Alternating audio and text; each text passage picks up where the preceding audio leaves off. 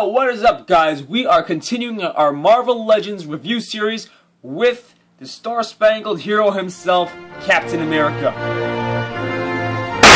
So you'll note that this is one of 3 of the Captain Americas available from the Infinite series Captain America Winter Soldier wave. And the first 2 being Marvel Now Captain America, as well as World War II Captain America, which is a re-release. And this one seems a little intoxicated right now, but that's okay. Anyways, I decided to pick this one up over the other 2 because the reason I like it the best, honestly, was because it comes with the interchangeable heads and hands. I would have liked the gun, honestly, because I would probably given it to Black Widow, but it's cool. My only major gripe with this guy is the stealth shield. I get that they were going for a stealth mode, but I bet that most people who do not have a Captain America in the collection would rather have the standard red, blue, and white shield, along with the alternate head and hands, which would be myself. So taking a look at his likeness to Chris Evans compared to the Black Widow figure's likeness to Scarlett Johansson, I would say that this one loses that fight. Just because not only does my figure have a little bit of acne going on there, the camera would focus up right there in the middle. Whatever. Anyways, it could pass for Chris Evans from a distance with the helmet on. Yeah, sure.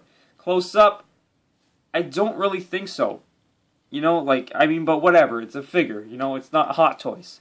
So, with regards to the costume, I think it was pretty well done. You've got different textures going on right up here. You've got Steve Rogers, or Rogers, his last name, printed on his left shoulder, as well as what looks like the American flag in silver and blue, as well as white, so no red there, because it is stealth mode, I guess. Which, well, I guess that's what they were trying to avoid. Red means no stealth, which is why he only has 2 little stripes of red going down the sides of his thighs. How about that? As far as the rest of the detailing goes on this figure, it's pretty well done. I mean, I can't argue with it. You've got a nice belt there, and it is, separate from the actual figure. So, not separated, but it is movable a little bit. So it allows for more play, if you will, when you're posing the figure around. But yeah, the details and everything were really well done. I'll tell you right off the bat, he stands a lot better on his own than Iron Man. I guess because of these realistic-ass boots here with the treads and everything. It's really nice. Really well done. I like how they use 2 different shades of brown to let you know that this man has 3 buckles on his boots. Not 2, not 1. He's got laces, but you can't really tell that. But yeah, 3 buckles.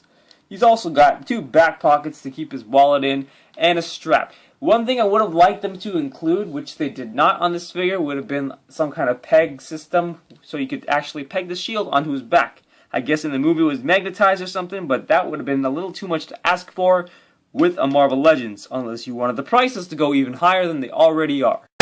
So as far as the stuff that he comes with, he does come with the, I believe it is, which leg is it? It is the left leg of the Mandroid, which I will show later.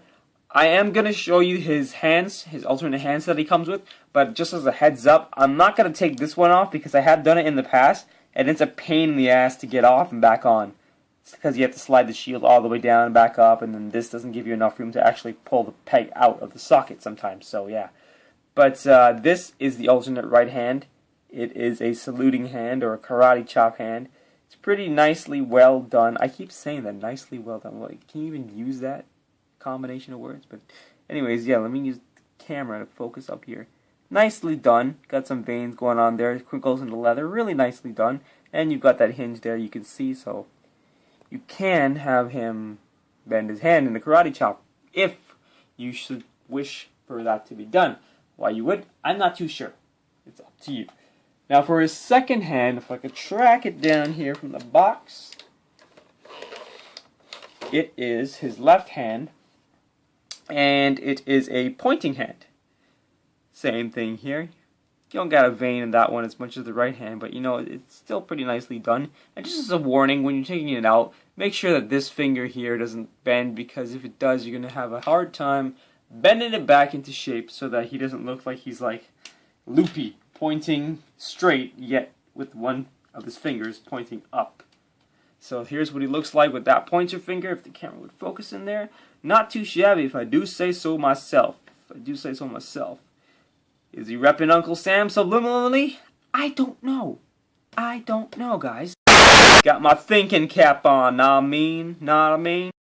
So I've gone and beheaded Captain America here just to show you that the ball color, or, whoa, the ball joint color of his head joint is a flesh tone instead of a black, like Black Widow's was.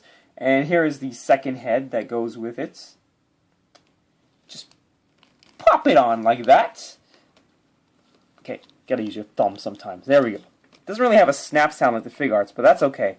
So, does this look like Chris Evans? You decide. You be the judge of that. Maybe, again, when he's looking down, you can't really see his eyes. But aside from that, does it really look like Chris Evans? And can my camera ever focus up close? Damn it, man. There we go. I don't really think so. But it still looks neat nonetheless. I mean, it's a very Captain America-esque head. And I forgot to point out that he has the SHIELD logo on his right shoulder there. So, yeah. As far as articulation goes, pretty standard Marvel Legend. I mean, it's better than Iron Man, that's for sure. Like, his head can go all the way around, as usual. Do we even really need to address that in these videos anymore?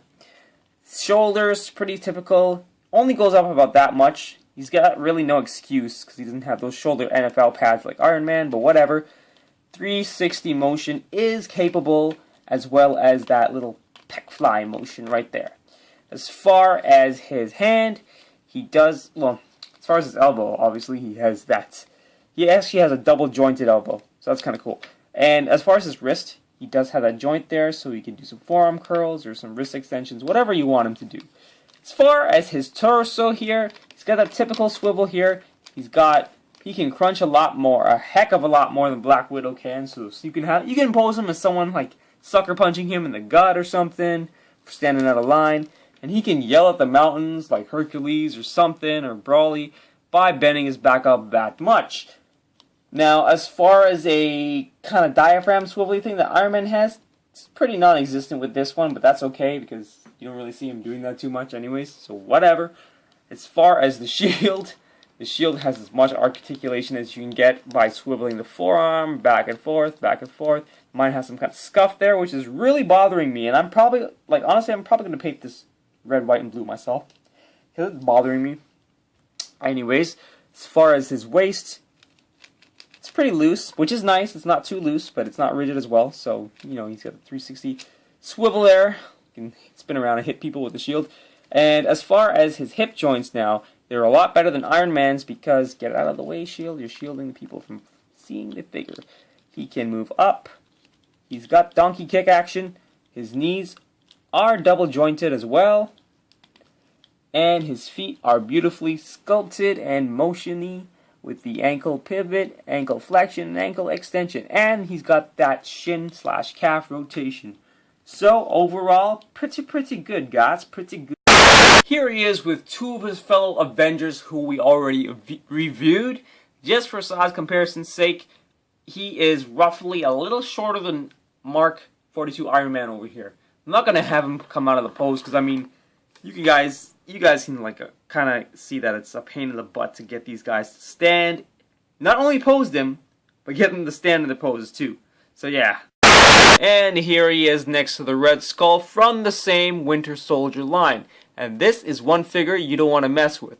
Why do I say that? Well, watch the review and you'll see. So yeah, guys, that's been my review on Marvel Legends Infinite Series, Captain America the Winter Soldier, Captain America. Brought to you by Captain America. Anyways, I would recommend picking up this figure for sure, especially if you do not already have a Captain America in your collection. He's not too buffed out or anything. He looks proportionate. Maybe he could use a bit more triceps development, but that's about it. As far as the shields, you know, you could let that slide for now. You could always repaint it, but yeah, definitely recommend picking this guy up. So have you picked this one up, or have you picked up one of the other ones from the same Captain America Winter Soldier wave? Comment below and let me know. And as always, if you liked the video, please remember to smash that like button, and I'll see you guys next episode. Peace.